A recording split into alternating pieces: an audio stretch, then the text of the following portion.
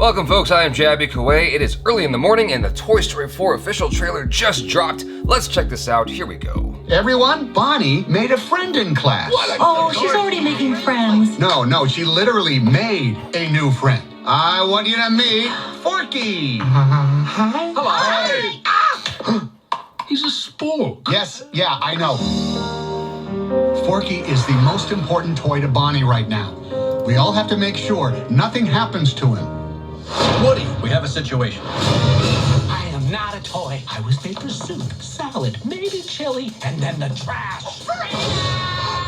Buzz, we've got to get Forky. Affirmative. Why am I alive? You're Bonnie's toy. You are going to help create happy memories that will last for the rest of her life. Huh? What? Oh, yeah. Oh. Bo, Forky, come on. Bo? Hi there, my name is Gabby. We can't stay. Yes, you can, boy. Oh my god, that is creepy. Woody, behind Bo, what are you doing here? Oh, they made you! Bo No time to badass. explain. Come with me. We need to get back to our kid. Aw, Sheriff Woody, always coming to the rescue. Bonnie needs Forky. Woody, who needs a kid's room when you can have all of this? Wow.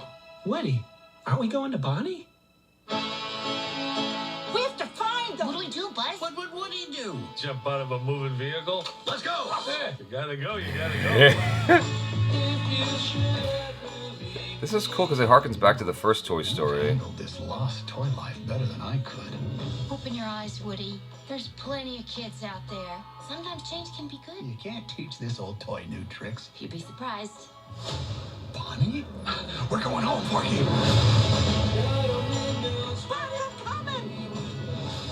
On my way, Woody. So cool. Don't let Woody leave. Kids lose their toys every day. I was made to help a child. I don't remember it being this hard. Woody, somebody's whispering in your ear. Everything's gonna be okay.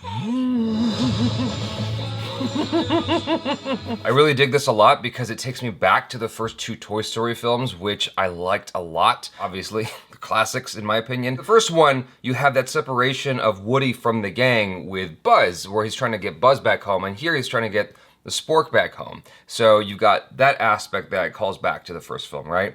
And then in the second film, you have the aspect of preservation of self. You got these other toys, the Woody's Roundup dolls and all the other toys, and they're gonna be experiencing a life of immortality in the museum. What it explores there is what happens when the toys are eventually abandoned by their owner. Where do they go from there? And the possibility of immortality is a great alternative because then you'll always be worshipped. But here, instead of it being about immortality and being worshipped, it's about being able to always enjoy yourself and maybe perhaps be enjoyed by different kids all the time. I actually really dig this. I like how they're bringing in the first two films, like calling back to it, but I have a feeling this is barely scratching the surface because that's what Pixar trailers often do. They'll give you like a hint of what's going on in the first 30 minutes, but then the film goes off on this other adventure that you couldn't even possibly foreseen. They did that with Up, they did that with Monsters, Inc., they did that with a number of other Pixar films, and so I'm looking forward to seeing where else they take this, what other heights they take this film to.